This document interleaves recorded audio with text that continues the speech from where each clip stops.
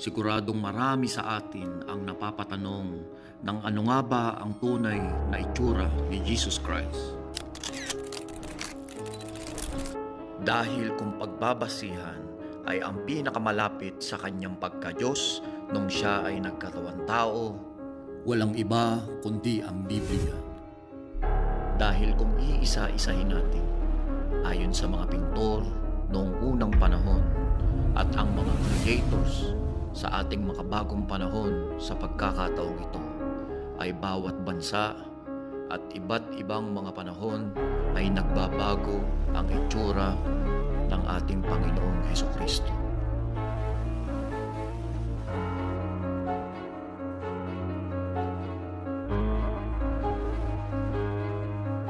Iilan pa lamang yan ayon sa ating nasaan.